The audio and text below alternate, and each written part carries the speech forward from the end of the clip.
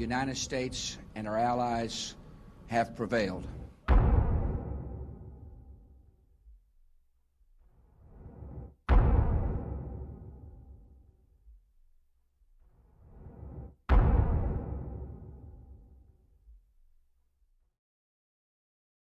I think the most fundamental issues that I hope will come out of this colloquium really go to whether it makes sense to approach a struggle against terrorism, a struggle, I might add, that is by no means unique to the United States.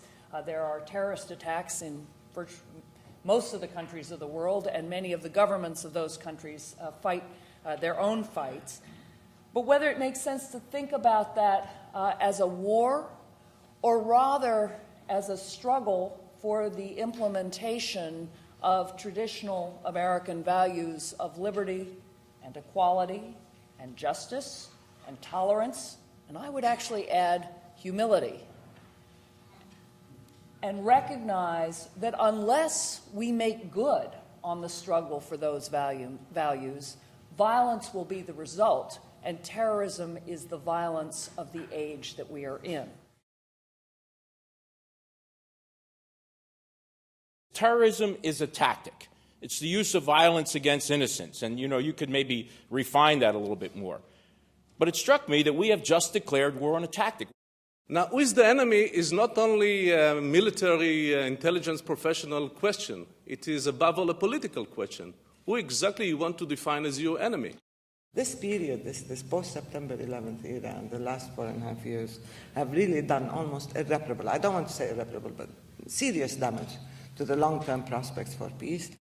The highlights from the keynote speeches to me have been the extent to which two of the three keynotes have really focused on this as a war or a struggle that is taking place in the context of much wider transformations. So General Zinni essentially said, this is not a war against terror. This is a war against instability.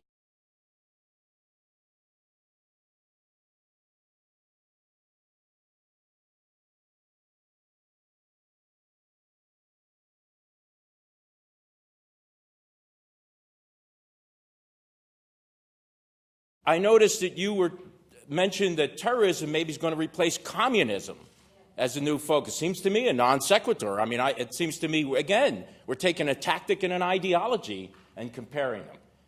Right off the bat, that would tell you that we don't even understand who the enemy is, or what the enemy is, or what the basis for the enemy is.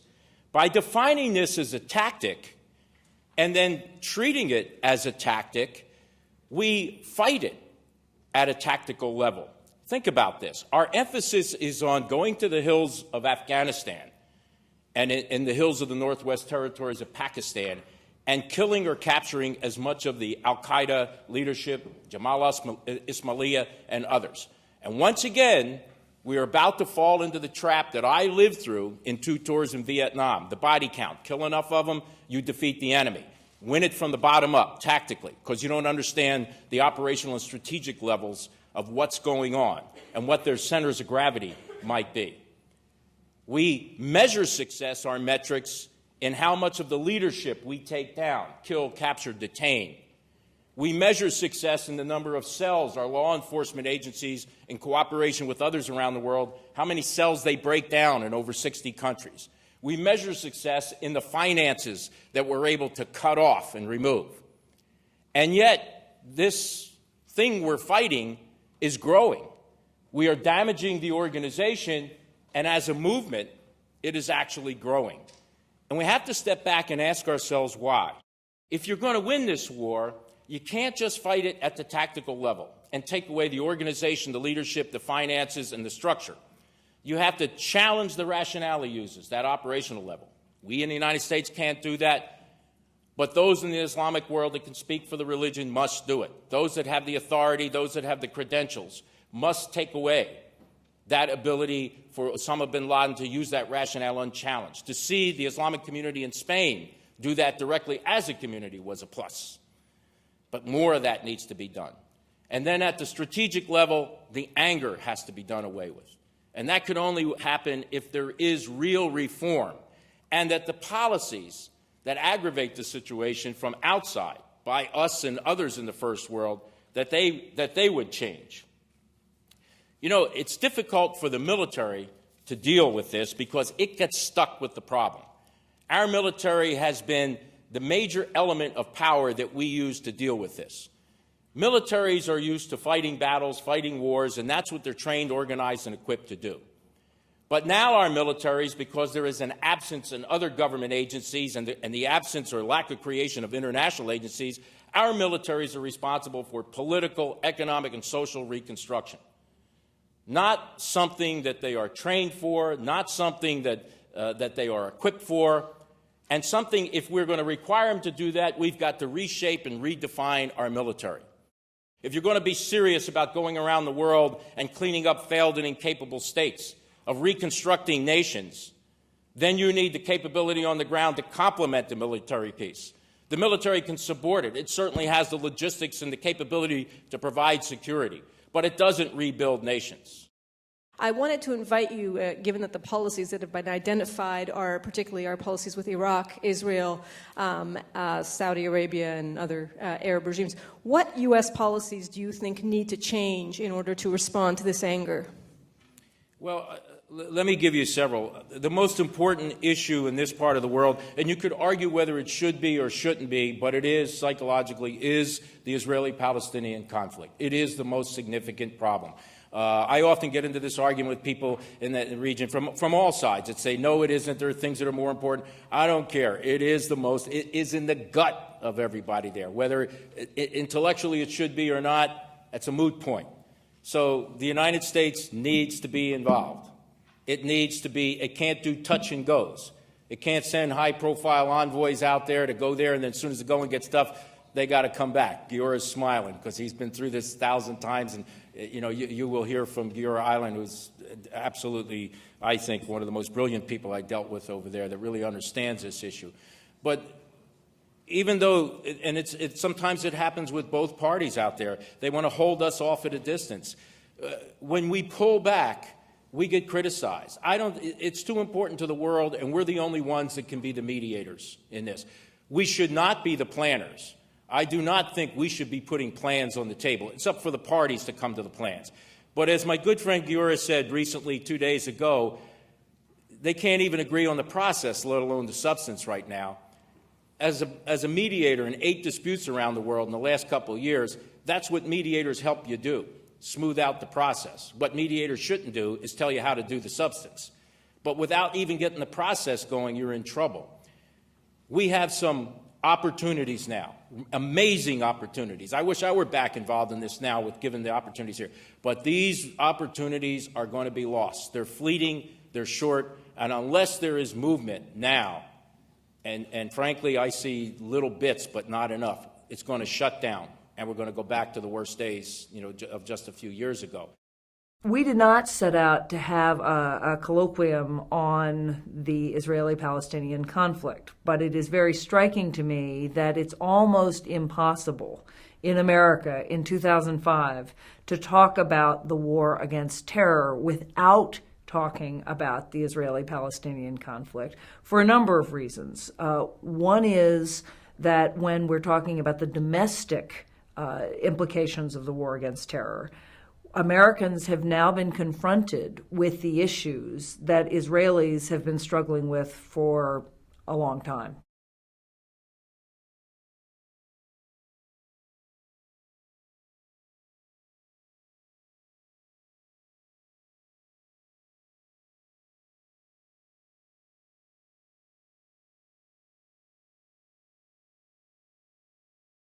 Since the end of the Second World War, about 60 years ago, we can see a real transformation of the nature of the armed conflicts from total conventional wars between states to more low-intensity conflicts between states and organizations. Now, I'm talking about the 2 dimensions, low-intensity conflicts rather than total war, but what is not less important, conflicts between states and non-states actors or organizations rather than between states. Now, there are a lot of implications to this change that happens quite slowly and quite gradually, but very steadily. And usually states, democratic states, fail to understand all the consequences of those changes. And they either fail to respond correctly, or at least they are late in their response. And I'll base my presentation here specifically on the lessons that we have learned in the past 30 years, especially in Lebanon and from the Israeli-Palestinian conflict. But I guess that some of those lessons are very relevant also to the Americans. And I'm not talking only about the events that began to occur after September 11th. I'm talking about much longer period, if you want, beginning in Vietnam. The first challenge is a direct outcome of the simple fact that the armed conflicts of this area happen among the people. They don't happen in some remote battlefield with only armed forces fight against each other, but they happen among the people. And the people, the civilians, these are the factors that create the arena. These are usually the factor that makes a success or a failure. These are usually those who pay the price for any mistake that is made by either side, and it has a lot of implications. Of course, it is easy to say that those who proactively fight against you are your enemies, but what about those others who only give shelter or give some other logistic support to those people? Are they part of your enemy? Or what about the other members of the organization? Suppose the Islamic Jihad is an organization that fights against us. Are all the members of the Islamic Jihad our enemies, including the teachers and the preachers in the mosques? Well, not necessarily. It is quite confusing. It is also confusing because a lot of these people, this is not their only occupation. So they can be, during daytime, very respectful doctors or lawyers, and to participate in some way in terrorist activities against you later. So how exactly you treat them? As a lawyer, businessman, doctor, or as a terrorist? Well, it depends. Sometimes you have to change it quite rapidly. So this is about the definition of who is the enemy. General Island, I know I'm talking from the perspective of a U.S. citizen, but if I heard you correctly when the question was asked about the use of torture in the situation where you are actively trying to stop and identify a suicide bomber, that torture by the IDF or other or intelligence agency is sanctioned. Did I understand you correctly? Did you hear the question up there? The question was, the questioner understood General Island to say in ticking bomb situations, torture is used by the IDF. Did I understand you correctly? A few years ago, there was a special commission nominated by the government of Israel, and it was headed by one of the members of the Supreme Court. And his mission was to define exactly two things. First, what are the circumstances that specific measures can be taken? And number two, what are those specific measures that can be taken, that it doesn't mean that open permission is given for any kind of measures. So it was done in a very open way by a very respectful commission. And this is, as I said, this is the best balance that we could make between these two conflicting expectations. But you have to understand that this kind of armed conflict is an ugly war. And usually, or many times, you face two bad choices, and you have to decide what can be done, what cannot be done. And if you decide to take one option, sometimes you have to understand what should be the consequences if you take this one option. And I'm telling you, there have been more than one event that some Israeli civilians had been killed because we were not tough enough whenever we had someone that knew us something and we failed to get the information in the right time. And if those who had killed were someone that you knew or someone of your family, then I guess that you would think in a little different balance between these two things.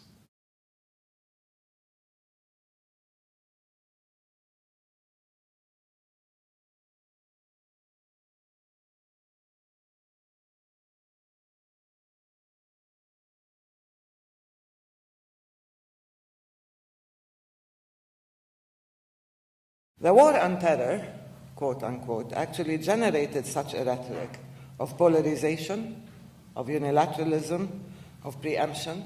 We all know the strategic doctrine of preemptive strikes, war by any other name, politics of exclusion, militarism, and of course power.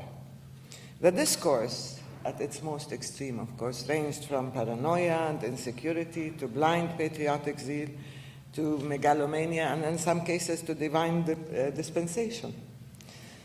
I mean, granted, most of these are knee-jerk responses, visceral responses, although wars have been waged and fought, and rights have been violated domestically and internationally, and lives destroyed and alliances disrupted in the name of such grandiose labels and cliches. Where in the post-September 11th universe, suddenly the Palestinians have we found ourselves labeled as terrorists, that's it, branded conveniently and dismissed. And Israeli violence has been justified as self-defense. So there is instant forgiveness or justification. And ultimately the term itself, the key term, occupation, military occupation, was totally absent from the discourse. And once you remove occupation from the discourse, you remove, of course, the cause of violence, conflict, and extremism, and so on. There's nothing wrong with democracy. We all love democracy. I don't think you'll see a single Palestinian come out and say, or Arab come out and say, no, I want to live in a dictatorship, and I don't want to have any freedoms, and I hate the rule. No, there is a really thriving and powerful movement within Arab civil society for democracy, for reform, for rule of law, for establishing systems of good governance and accountability and so on. It's not absent, it is there. And those of you who do know, and in the Woodrow Wilson School, I'm sure you do know, that this dialogue is ongoing. The writings are ongoing. There's even a network of people within civil society in the Arab world trying very hard to enact such, again, authentic and homegrown programs. We don't need to import ready-made programs. They are emerging. They're there. All you need to do is look at them, see them, appreciate them, maybe work with them. Why not? But what worries me is that exporting the democratic revolution, a la Ledin and others, might, in a sense, and of course the war on Iraq, might send the wrong message to many leaders in the third world, in the Arab world, in the Islamic world. The message is that your source of legitimacy is not your own people or constituency or the democratic process. The source of your legitimacy and protection would be the U.S. if you stay on the good side of the U.S. And then you can guarantee your regime. Because the U.S. has demonstrated that it can wage wars, and it can invade countries and so on. So now regimes are trying very hard. Because there were no WMDs, there was a regime change in Iraq. So regimes want to maintain themselves in power. So stay on the good side of the U.S. And this undermines any democratic principle if your legitimacy comes from your external alliance rather than from your own people who should hold you accountable. My name is Elishava Coleman. I'm a senior in the history department. There's one issue that was absent from your talk this morning, and that is the issue of Palestinian terror. You repeatedly referred to security on Israel's part as making it sound like some kind of excuse to motivate Israeli actions, dismissing it as a concern. At those checkpoints that you referred to, Israeli soldiers regularly discover and stop terrorists who are strapped with explosives on their way into Israel to kill Israeli civilians.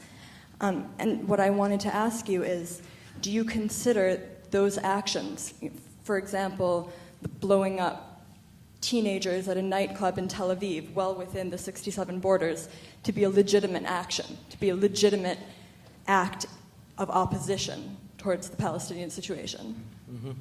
Thank you for your question, Alicia. No, my response is no. Actually, before you even asked me, and I said I don't generally condemn things just for the sake of responding to people, but this is something we did years ago when suicide bombing started. Not only did we condemn suicide bombings and openly and publicly, but I said that we should find ways in which people can live for a cause, not die for a cause, and we should deal with the causes that lead people to such situations. So no, frankly, I think that this is the utmost self-destruction, where you have no other option, and it is not acceptable. And besides, I don't believe that if you're on the receiving end, as we have been as Palestinians under occupation, where our men, women, and children were killed as well, but maybe from a distance with F-16s and Apache gunships, and you condemn these things when they happen to you, it doesn't mean if they happen to you, you have license to do this to others, okay? Even though you don't have F-16s and gunships. So I personally am against any kind of killing of civilians. I'm against violence in general, but in particular in this case, whether you're occupier or occupied, there are limits. Moral, human, political, legal limits. You cannot target civilians on either side. And as I said, there is no military solution to this question. The power of her presentation was to situate a military or a violent conflict in the larger social and cultural and economic context of ordinary Palestinian life, so that she was describing the day-to-day life of the Palestinians in ways that did not address terror specifically, but gave a larger context for the conflict.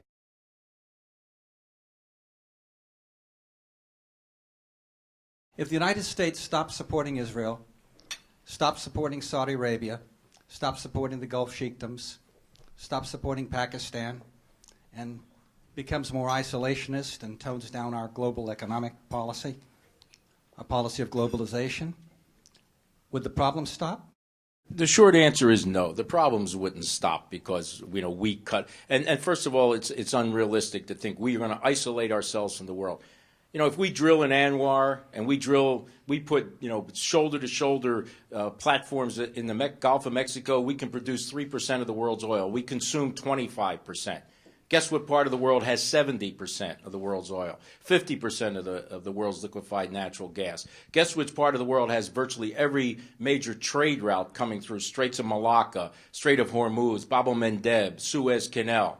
Guess what part of the world can export instability, and through migrations? We learned a long time ago, I would hope, that no longer do we have two mighty oceans that prevent health problems, environmental problems, security problems from washing up on our shores. It's ridiculous. And, we talk about the support for Israel. We also support, there are more American soldiers that have died in support of defending Muslims than ever Israelis in any way. We have done things in that part of the world in terms of support and military cooperation and security and economic cooperation that have been a special relationship in that part of the world.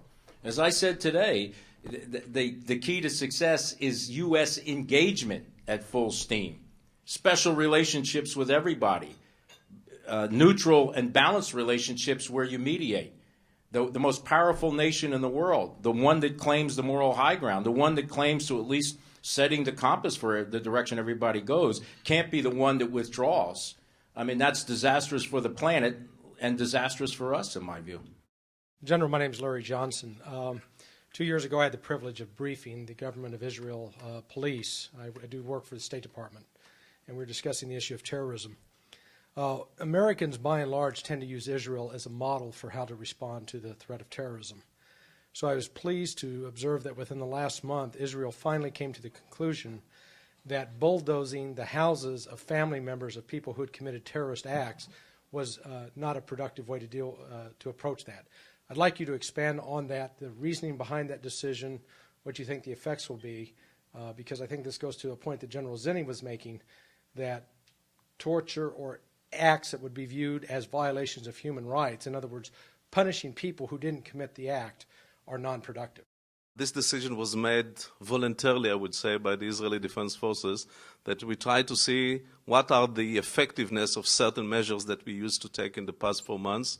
Some of the not very pleasant measures are still very effective, and we have to exercise them. Some of them that were found not very effective or even counterproductive, we decided that time has come to give them up and to demolish houses of the families of those who committed suicide attacks, which was a very ordinary Israeli tactics in the past 4 years. We found out that it was not only not very moral way or very fair way to do, but not very effective, so we decided to give it up. And this is, as I said, as an example for something that we learn maybe too late, but we still learn the right thing. I think one important thing that we might want to do is differentiate between some of the types of terrorism we're talking about. In terms of the Palestinian-Israeli conflict, I think it'd be difficult to compare the root causes of the terrorism there to that of Muhammad Atta and the 19 hijackers.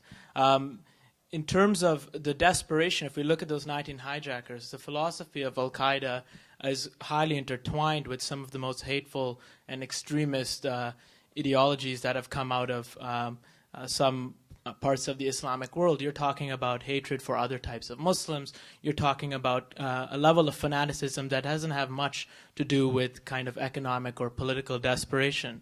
At the same time, I would suggest that there is an oxygen of frustrated Arabs and Muslims in parts of the world that goes towards tacitly approving or allowing this type of group to exist. And I think that's where some of the root causes comes further into play. And my question to you would be, how do we address those root causes? Specifically, how does the United States, I'm Canadian, but how does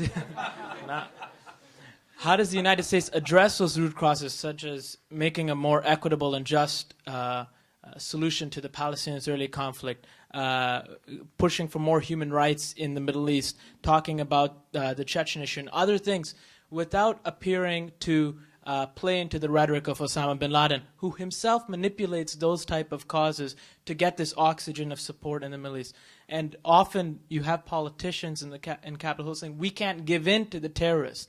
How do you convince these politicians, how do you convince other people that we have to address these issues, that it's highly necessary to address these issues to come to the frustration, and it's not about giving in to the terrorists?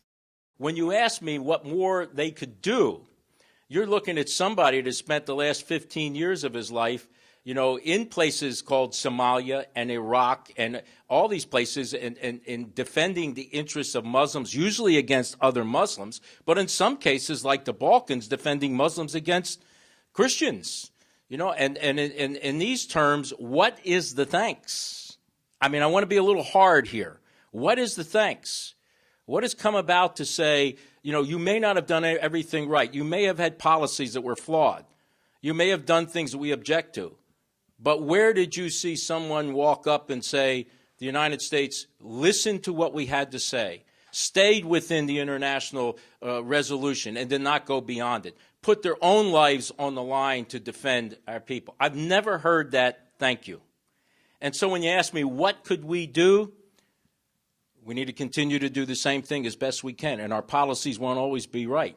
We need to do a better job at consultation. We need to do a better job at improving our image. We need to stay involved in the Israeli-Palestinian conflict because we know that is a catalyst and maybe the major catalyst for most of the issues that inflame the region. We need to try to find ways to reward reform, not necessarily be heavy-handed and taking credit for it, but maybe quietly using private diplomacy and other means to pressure and provide incentives to move it forward. We need to ease things that allow for the education of the next generation, provide for our own security, but allow young people from this part of the world to come here and receive the kind of education they value so highly. We need to connect culturally. We need to do the things that allow us to communicate with each other. But we've got to stop this business of laying. I had a friend of mine, an Arab Islamic friend of mine, that says, one thing you better understand about my part of the world, blame is a cloak. And we're going to find a hanger to put that blame on, and right now it's you. And sometimes that's aggravating to Americans that go out there and try to do their damnedest, not always in a perfect way, but try.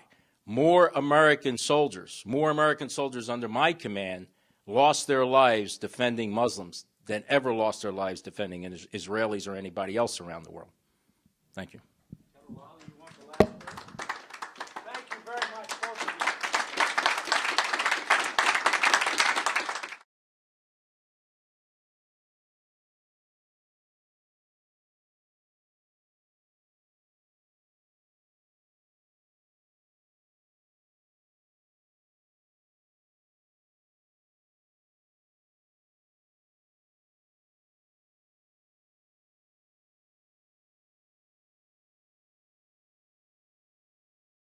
To frame our discussion, I suggest the following questions.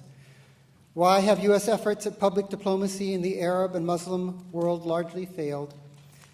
And importantly, do we understand the current challenges, and can we deploy effective responses? What are the current policies, and what, if anything, should we do better? What are the most innovative new policies the government could adopt to better represent American policy to foreign publics?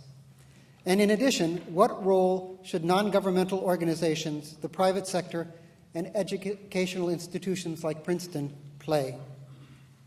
I think we should also keep in mind Hanan Ashrawi's warning that we should not focus solely on process, not make this simply a matter of cosmetics. I believe it was Thomas Jefferson who once said, "We will keep the people on our side by keeping ourselves in the right." It's the policy, stupid. Ambassador Katouf launched us with somewhat of a jolt by proclaiming that it's the policy, stupid, and reminding us that cosmetic adjustments to our public diplomacy could not compensate for problems that our policies caused in this part of the world. And all of the panelists agreed that American values per se were widely accepted and American institutions were highly esteemed. And we got into problems when we did not walk our talk in terms of our basic values. But then when you go on and you ask these people, what do they think of American education? What do they think about American science? What do they think about Americans' policies towards the Palestinians, towards Iraq? It becomes very, very apparent that it's not about our values. It's not that they hate freedom. It's not that they resist democracy. It's not that they look down on our way of life. It's they hate our policies. And no amount of massaging the message or experimenting with the media can change that stark fact. So those who are responsible for public diplomacy should have our sympathy, because there's only so much that can be done to move to move those kinds of poll numbers, short of important policy modifications. And you wonder why? Why the U.S. is losing the battle of winning hearts and minds. And despite the fact that they came with lines that basically the Arab world is ready for democracy, that they want to democratize and they want to reform, but the fact they still blame the U.S. and they thought that the support for Israel was the main reason and the invasion of Iraq is another, despite all the positive effects now and maybe the formation of a new government in Iraq, etc. So what is it that makes the U.S. lose this battle? I mean, as people will say, with Saddam Hussein, with all the atrocities that he committed, he comes out as the victim and people sympathize with him on the expense of the U.S. So where are they going wrong? The Arab world hates America in general, but it's because of our policies, and I couldn't agree with that more.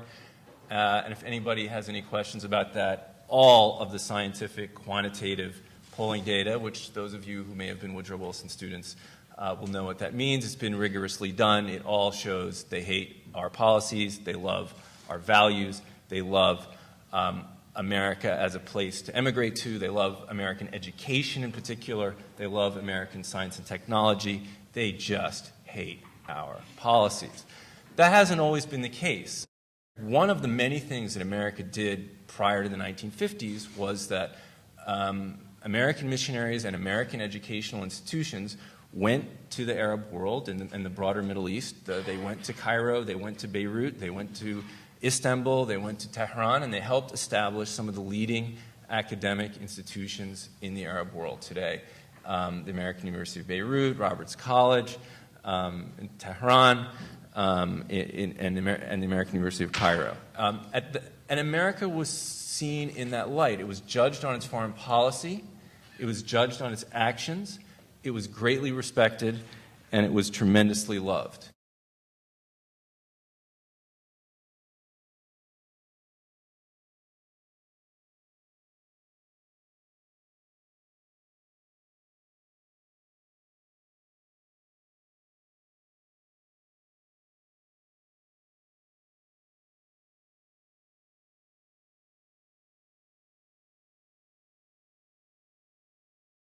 Well, we put together a panel hoping to start with the Patriot Act as being in part a symbol and in part an important sort of first step in the government's effort to fight terrorism, and begin to explore sort of how successful the government's efforts have been in fighting terrorism domestically, and what the larger success of that effort has been, what the relative cost have been, what kind of reforms might be needed in the future. The Patriot Act is the big symbol of that. It's a big part of that. It's not the only part of that, and so we were hoping the panelists would be able to broaden out and talk about other policies and laws the U.S. has adopted also. It's also, of course, relevant because sections of the Patriot Act are up for renewal this year, and so this is going to be a new debate in Congress as to what to make of the Patriot Act and what ought to be renewed and what ought to be reformed going forward. But there's much more than the Patriot Act. There are the executive orders that followed, expansions of sections of the Patriot Act, and as I'm about to say, renditions, which have nothing to do with the Patriot Act or the Justice Department. Well, they should have something to do with the Justice Department. Lincoln Kaplan, who's editor of, I think, a very good new magazine called Legal Affairs at Yale, said early on, the government can use these powers, he was talking about the Patriot Act, on innocent people who can be deprived of any clue they're being watched and that they may need to defend themselves. Now, torture. Now, since some members of the Supreme Court are controversially citing other countries' views of liberty, etc., I'll start by quoting Aharon Barak, an Israeli judge. When he ruled that Israel's abuses of Palestinian prisoners were illegal, he said, "This is the destiny of a democracy. Not all means are accessible to it, and not all practices employed by its enemies are open to it." Since one of our panelists, John Yoo, was involved not only in the drafting of the Patriot Act, but also the drafting of the so-called torture memos that the Bush administration used, it was a natural that when we start talking about domestic security and things the government had done in fighting terrorism with you on the panel, that we would broaden off to talk about torture and the limits of presidential authority relative to torture, and also other things, though, including the same kinds of claims that lead to claims that the president has the power to torture, also lead to claims that the president has power to detain people without trial, for example, in different kinds of locations. And of course, the panel wound up talking about those kinds of issues. So let me just ask a question about the practical question here. Okay, so we're in the spring of 2002. We're not even a year out of the September 11th attacks. We know that there are al-Qaeda operatives who are attempting to carry out operations in the United States. We happen to capture the number 3, let's put faces on this too, the number 3 leader in al-Qaeda, Abu Zubaydah, who is in charge of all plans, operational plans of al-Qaeda. We capture the number 4 guy, Ramzi bin al-Shibh, who is also a planner of al-Qaeda terrorist operations. And we capture the guy who planned the 9/11 attacks, Khalid Sheikh Mohammed. Right? They have been trained to resist standard interrogation techniques. We captured in Afghanistan a manual called it's an interrogation manual. It tells you exactly what to do in response to everything American interrogators do in an interrogation. And they're trained to resist that. Right? You know they have plans. They know the plans of al-Qaeda operatives in the United States, if there are any.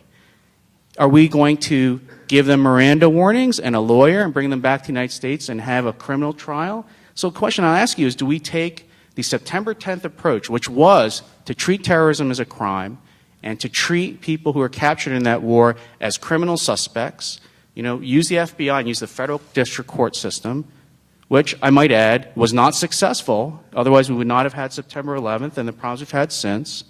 Or do we think about other options in an unprecedented, unconventional war, which we are still trying to figure out, where the enemy still exists, and we do not know exactly yet what works? It seems to me that in that kind of situation, the government would be derelict of its duty if it did not explore all permissible legal options. So I'm not saying that we should engage in torture. The exercise was to find out what you shouldn't do, to establish the rules of the game, but then to let the policymakers who are elected through democratic elections to figure out what kind of policies we should or should not pursue, weighing all kinds of factors, many of which both of you talked about. And in my mind, I would say I'm unconfident about what tactics succeed or not in the war. And because of that, I think that we should have this kind of debate and we should have this kind of discussion, but we also should be willing to consider that there are other options for interrogation of detainees that go beyond the criminal justice system and the Miranda warnings and lawyers and the habeas corpus proceedings, that we ought to think about other possibilities. We are telling the rest of the world that we're debating whether or not we can torture non-combatants at a time when we supposedly went in to dislodge the government of Iraq because, in part, of the torture that was practiced at Abu Ghraib. It is rank hypocrisy. It undermines everything we say we're for, everything President Bush says we're for, everything we are supposedly promoting around the world, and it is losing us, this war.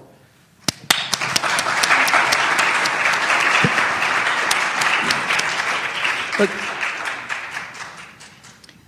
Anne-Marie, you're certainly entitled to your policy views. That everything you just said was a policy view.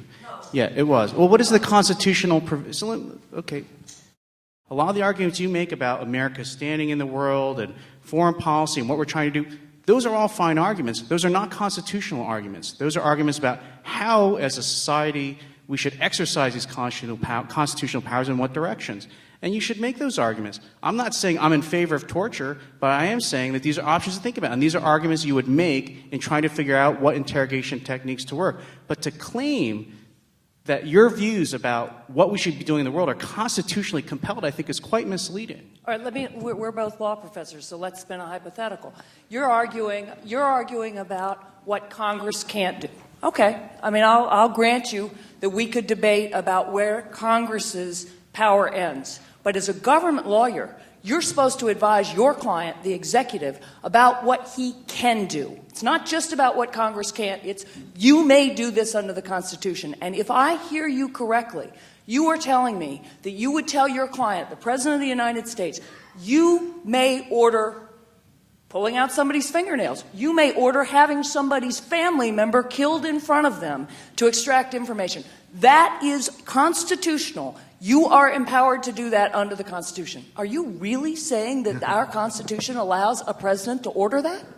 Is there any provision that prevents him from doing that? I mean, I'm saying, look, I'm saying my hope. Look, is hold on, legalism to a degree that makes a mockery of the law, and it makes you cannot believe this is your school and you're the dean, but keep going. I'm not. I'm a patriot, and I'm horrified. There are moments in academic conferences where suddenly you realize that under the guise of rational, reasoned debate, academic debate, you've accepted some underlying assumptions that actually could change much more than the subject at hand, that you've crossed a line into the territory of commitment, of belief, of identity, of personal and national identity. And for me, it's important at those times to step out of the academic role and to look at the larger picture and to ask, what are we really talking about? And what does this really mean? And not to accept those assumptions.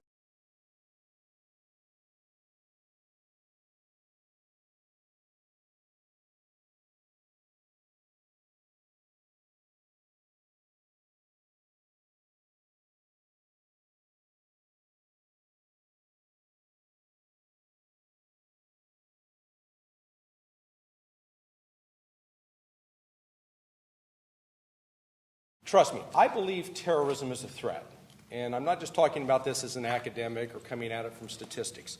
Since 1994, I've been involved in helping the U.S. military special operations forces by scripting and executing terrorist exercises for them to basically equip them to go out and do what they call capture-kill operations. I've done over 100 of these. So I'm not talking about this from a theoretical standpoint. I understand exactly what you need to do in order to put a group of people together to go do something. And whether you're having it as official military or it's a cell of terrorists, the end result is the same. You have to have logistics, you have to have training. And I think it is vital that in the information that's provided to policymakers and to the public that we deal with facts and not fantasies. Terrorism is becoming, in my opinion, more violent, less constrained, more mega events. It's becoming more widespread geographically, as Larry pointed out, more like a global insurgency, less local. The terrorist of the past wanted to change his neighborhood. The terrorist of today wants to change the world. They have strategic goals. It's becoming more decentralized. The organization is becoming more decentralized. And we're becoming more centralized in the response, in our organizational response to it. There's a mixed-up relationship between their organizational response and ours, and somebody needs to look at this. It's becoming more anonymous. They want to hurt the enemy, not inform the press. Is a particular act of terrorism an act of God, or is it an act of terrorism? How do we know? More religious-oriented.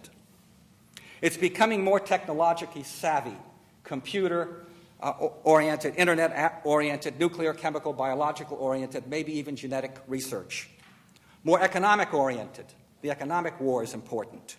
More multidimensional. Organizations like Hezbollah or Hamas, we can argue whether they're terrorists or not. I think they are, but they operate in the political, economic, religious, and social sphere. The terrorists of tomorrow are not over there.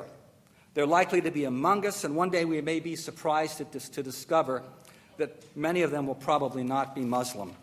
What we are fighting is an ideology, and many of us hesitate to give it a name, but I'll do that.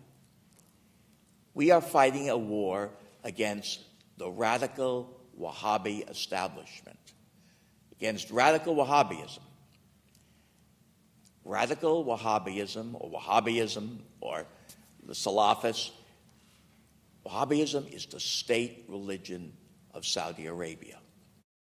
Well, one of the most interesting things to me was the suggestion to look at whether we're succeeding from the standpoint of the terrorists. We tend to view this, I think, narrowly from our own perspective. And I think that colors our view in a number of ways. I'll give you an example, one way in which it colors our view. We look at 19 people who crashed airplanes into the World Trade Center and the Pentagon, attempting to hit the Capitol, I presume. And we say only someone who's completely desperate, who is destitute, who has nothing to live for, would kill themselves. That's a very Western view of looking at this. But I think if you look at the biographies of those who were involved, not just in those attacks, but more generally, they tend to be people who have a lot of opportunities in society. They tend to be people who are highly motivated and carrying out a political agenda. But I think because we don't look at it from their perspective, we look at it from our own perspective, how could they do this to us? We miss what it is that was motivating them. And I think that could lead us to focus on the wrong causes. So I think the most interesting suggestion from my perspective was to try to think about it from the standpoint of the terrorists. And we might even be able to glean some data from intercepts that we have, from interrogation, from material that they produce, to have a quantitative or at least a qualitative sense of whether they think they're gaining ground. And that might also give us some indications of where they plan to go next.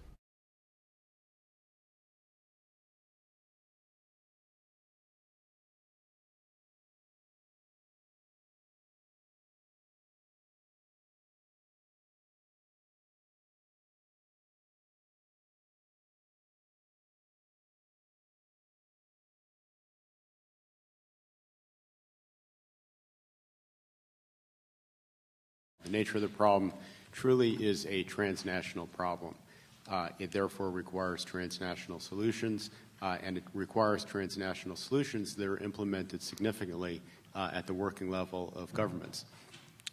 It is a transnational problem because, as has been now debunked by the 9/11 Commission report and even earlier by the U.S. government, the problem of terrorist financing, particularly al-Qaeda financing, is not one of a silver bullet approach. There is no pile of money sitting out there that belongs to Osama bin Laden or someone else such that you could go and seize the money and solve the problem. Rather, it is the case that al-Qaeda and most terrorist organizations depend on financially a continuous fundraising operation that takes place transnationally. It takes place on the internet, it takes place in mosques, it takes place in many different places, in many different ways, across many different borders. So to address that adequately, you need to impose transnational solutions. We're now fighting terrorist organizations that are evolving and morphing as we sit here. New al-Qaeda-like groups will be forming.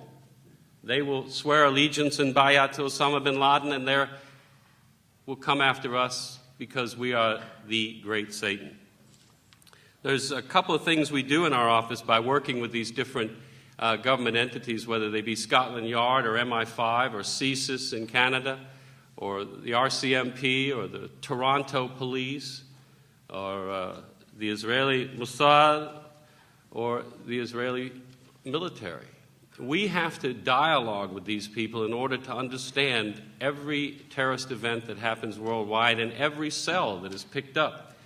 One of the things that I find disturbing is that we're not getting the information quickly from our federal partners about how these cells have organized and developed in these other countries.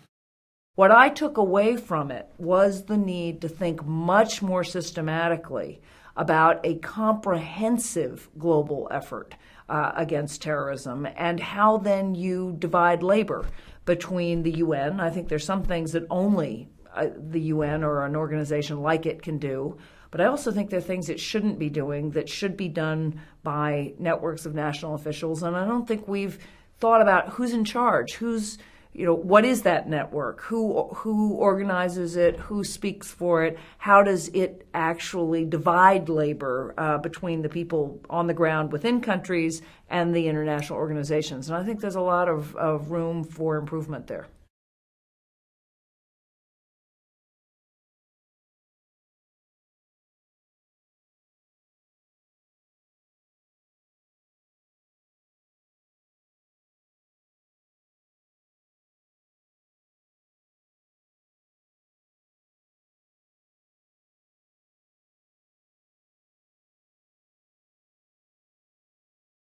Al-Qaeda is certainly a figurehead and important, but to understand the dynamics of what it is we're confronting, the reason it is that military solutions are never going to be a comprehensive or total solution to helping overcome the threat of terrorism in the Middle East and in the wider Muslim world is to more fully understand the wellspring ideology that has given birth to Al-Qaeda, and that Al-Qaeda is largely a vanguard movement of, but not the sole source nor the sole manifestation of that movement.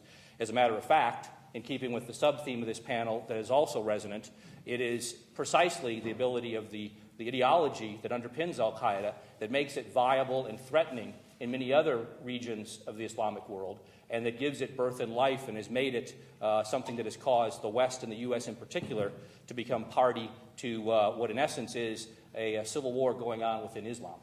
My argument here will be today that in discussing the impact of the Bush administration's war on terrorism on Lebanon and Syria, and in the context, of course, of the present tense relationship between the U.S. and Syria, what we saw was essentially a Syrian regime that proved incapable or incompetent in escaping a disaster it had nevertheless foreseen.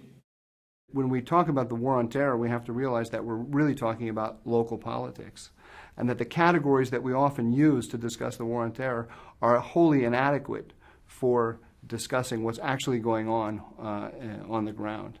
That was I think, to the extent that I had a thesis that I wanted to push for the panel, that was it. I'm not sure that point was really made, but it's easy to make it on the basis of what each one of these said. When you say rethinking the war on terror, one of the things you need to be rethinking is whether it makes sense to think about this as a war on anything. And one of the things I've said repeatedly is that I'm much happier thinking about this as a struggle for something than a war against something. I'm also not certain that the invocation of a state of war advances our underlying goals. I think in many ways it obscures them. It prevents us from having the kind of debates we need to have, because the suggestion of being at war means that people who challenge what we're doing are automatically deemed unpatriotic, whereas in fact, I think these issues go to the heart of what it means to be an American. It goes to the heart of my definition of patriotism, and we need to recognize that that's a debate that we are absolutely entitled to have, and in fact, we must have.